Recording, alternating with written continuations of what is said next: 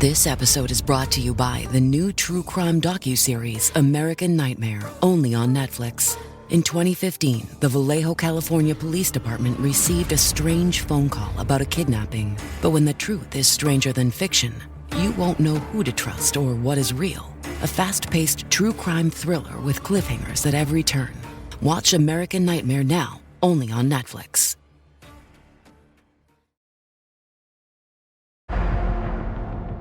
She suffered and she was tortured.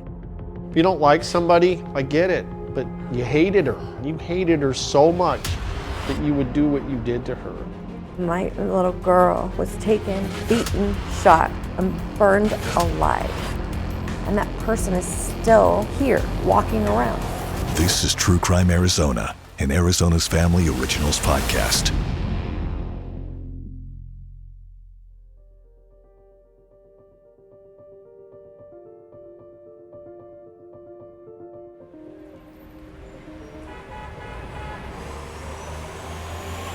Tempe, Arizona is a bustling place almost any day of the week. Bars and restaurants line Mill Avenue, where college kids and young professionals often hang out. Arizona State University is in the heart of Tempe, the main contributor to the city's young and vivacious atmosphere. So even on a Sunday evening, it was lively out. It's why on April 16th, 2023, 22-year-old Mercedes Vega was getting ready to go meet friends. We believe she was debating between going to go get sushi or going to Dave & Buster's. That's Tynesa Williams, one of Mercedes' best friends. Her last message that her friend received was around 8:54 p.m. and she left around 9:15. We know Mercedes Vega left her Tempe apartment around 9 p.m. because there's surveillance footage of it. The video shows Mercedes walk into the parking garage, appearing to be looking at her phone. My assumption is that she's FaceTiming because she never talked on the phone. And the fact that she's got it like this and she's walking makes me assume she's FaceTiming. She looks relaxed. Nothing seems abnormal. It's video her mom and dad, Tom and Erica Pillsbury, have watched over and over. You can see when she comes out that she does not have a care in the world. She's not paying attention to her surroundings. She's dressed to go to Dave & Buster's. That's the last video of Mercedes Vega alive. What happens next is impossible to understand. My little girl was taken, beaten, shot, and burned alive. And that person is still here, walking around, existing. She suffered and she was tortured. If you don't like somebody, I get it, but you hated her. That's ultimately what it looks like. You hated her so much that you would do what you did to her. It's hard for the Pillsburys to wrap their heads around how we even got here, because to them, pictures and videos play in their minds of the little girl they watched grow up. She loved horses. She had a horse named Cash, and that horse thought he was a person because Mercedes treated him like a person. She played the violin. She had a voice, and she would sing. She sung the national anthem several times at several events. Her dad looks back and laughs at her strong-willed personality, even from a young age. When she was 6 years old, she did a PowerPoint presentation why we should go to Disney World. They had recently spent Thanksgiving as a family in Alaska, her parents telling me she enjoyed every second with her cousins. After the holidays, and back in Arizona, she was working toward becoming a personal trainer. To me, Mercedes was a very strong-willed young lady, very determined to be successful, was a people pleaser. I felt that at 22, she just started to find herself. The last anybody knew, on April 16th, she had left to go meet her friends out. But what her parents didn't know until the next day is she never made it there. In the early morning hours of April 17th, Mercedes' body was found in a burning car dozens of miles away off the I-10 near Tonopah, Arizona. We actually drove the path that she drove, and it was the hardest thing we've ever had to do. We actually drove out to where her final resting place was. That's the main freeway you take from Phoenix to get to Southern California through Palm Springs into Los Angeles. So it's heavily trafficked. It didn't take long for the car to be found on fire, but it wasn't Mercedes' car. Nobody knows whose car she was in. They could have drove 5 more minutes and taken her off the highway and just laid her out in the desert. But they left her on a highway knowing that this is one of the busiest highways traveling to LA with semis. That's why the car was found so quick. Her car was found somewhere else, abandoned near the culinary dropout in Tempe, not far from her apartment. It was very sloppy, but I do believe it was premeditated. I do believe that she was targeted. Why take her and take the risk of being pulled over driving to Tonopah, which is 60 miles away? Why would you take that risk? Why take the risk of driving her car down and being on camera and parking it down by the culinary dropout? Why would you do that? Because you're just taking more risk for yourself to be caught. Someone had to see something. The discovery of her body in a burning car in the middle of an interstate was gruesome enough. But the Pillsburys would soon learn from investigators and the autopsy report what truly happened to Mercedes. Before we go into it, I do want to warn you, this is upsetting and graphic. Erica's mom remembers what the investigator said to her as he began to share what they found.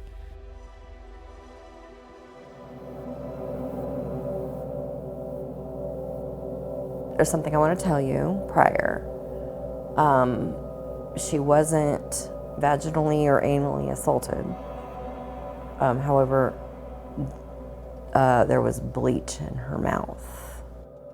According to the autopsy report, Mercedes Vega was hit on the head, shot in the arm, had bleach in her mouth, and had smoke in her lungs, meaning when that car was set on fire, Mercedes was still alive.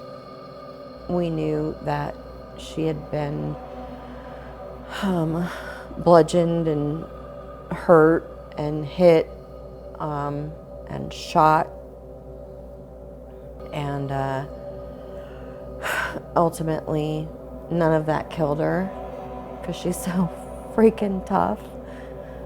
And then ultimately they just burned her alive, and my assumption is because she was fighting.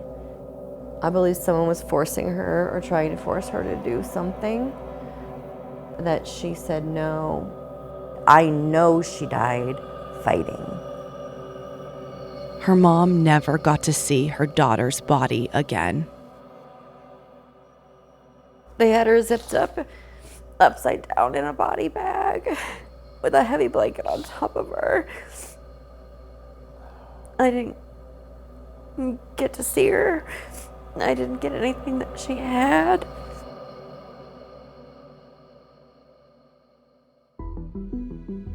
The consensus is by her family and investigators that she was taken by someone or multiple people in her apartment parking garage, that the incident began there, which leaves even more mystery and confusion.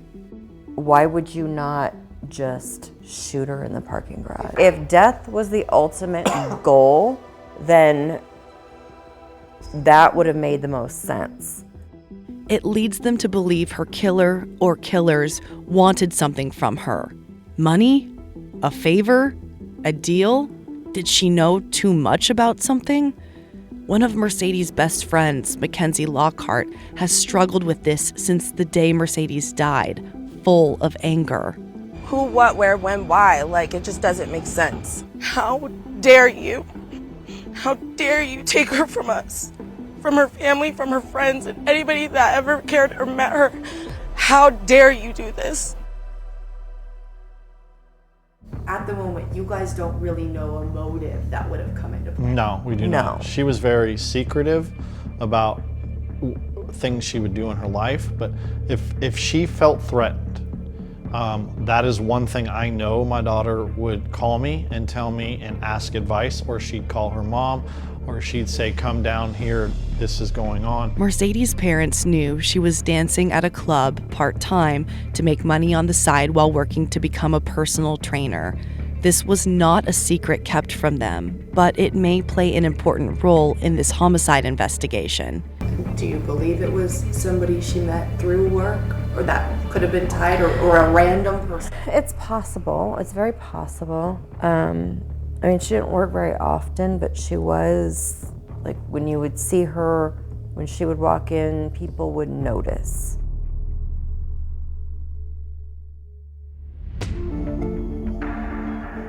This case has been at a standstill for months, and it's caused some discouraging thoughts for her mom. Did they think because she danced twice a week that no one cared about her? Is that what they think? Did they think that no one would notice? There's been a reason Tom and Erica have waited to speak out. For one thing, they wanted to let the Maricopa County Sheriff's Office do what they needed to do and not get in the way of the investigation. But because of the unknown and the brutality of what happened to their daughter, there's understandable fear. We're scared. Yes. We don't know who did this. We were nervous about doing this because now people will know that we're her parents. If it's like a cartel, or somebody said, you know, she was targeted, I want that girl, or if they had noticed her and there had been other people in her apartment that had been thinking that they were going to be kidnapped. And if somebody tried to kidnap Mercedes, she wouldn't let them. There's no way. And a thought that plagues her friends and family. Are they targeting other women that are her age because they feel it's an easy target? And we don't know if she's the only one. Mercedes' friends had had enough. Months of waiting and waiting for justice with no answers as to who could have done this, and no one in custody. They decided to take matters into their own hands, passing out flyers near Mill Avenue in Tempe about Mercedes' case.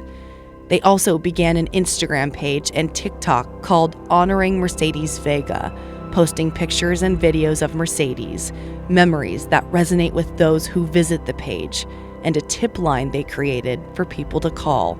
In a matter of days, these social media pages went worldwide, and Tynisa started getting flooded with messages. I'm seeing this in Australia, I'm seeing this in Anchorage, and yeah, so it's doing way better than we could have ever imagined. We met Tynisa and Mackenzie out in Tempe as they were passing out flyers for the evening. There's something to be said for boots on the ground work. We watched many people stop and talk to them, curious about Mercedes' case and why they were out there. You could hear the passion in Mackenzie's voice immediately, wearing a piece of Mercedes jewelry. I will always fight for her. This is one of her chains that her mom gave me. I'm always gonna fight for her. MCSO has now put out a silent witness reward for up to $2,000 for anyone who has information about what led up to her murder and who is responsible. The Pillsburys have been working with them on this for some time as the desperation for answers eats at them. The truth is, there's no instruction manual or guide as to how you deal with losing your child like this. You might watch similar stories on the news, but nothing could have prepared the Pillsburys to go through this. We are in therapy because there is no, like, if I say, here's a pamphlet or here's a playbook how to come through this. There really isn't any way to get through this. We go day by day, minute by minute, hour by hour. We may take 10 steps forward one day and take 15 steps backwards the next day. It's a roller coaster of a life. It's eating us alive every single day because these persons are walking around and no one's being held accountable, and my daughter mattered. Sitting in their home now, it's full of Mercedes' spirit. Pictures of her with family and friends now fill an entire wall in their living room, a reminder of Mercedes' smile. Across from that wall now sits an urn with her ashes inside. It was important to her parents that she is not at the medical examiner's office, but is now home. Her dad talks to her in heaven. All he wants to do is feel connected to Mercedes as they find the strength to keep going. The one time that she needed me, I wasn't there. And I live with that every day. And I'm so angry at this world right now that people are allowed to walk around and go out to dinner and be with their friends, and they can actually do this to someone. And I promise her, I'm not going to let them, I'm not going to rest until someone is put away for a long, long time. And one of these days, when it's my turn, and I've told her this, I'll be looking for her, and she'll guide me where I need to go. And I love her so much. He hopes Mercedes may be the reason another girl, or anyone else, doesn't become a victim to a crime like this. Their daughter didn't die in vain, that her life may spare another. He pleads with the public. No information or detail is too small to share with investigators. Your tip could be the tip that sends this over the top. And it may be the minimal thing, like I remember seeing that car, or I remember seeing that girl, or I remember this, or whatever. I just hope that people, when they listen to this and they see this, that she didn't deserve this. No one's daughter, son, whatever, deserves to happen to what happened to our daughter. It's just, to do what you would do to someone, you really have no soul. This was the first time her parents ever sat down for an interview since their daughter died. And Erica wants Mercedes to know, despite their pain, they will never give up. I love you. I will never stop. I'll never stop fighting. You didn't deserve what happened to you. You're my baby.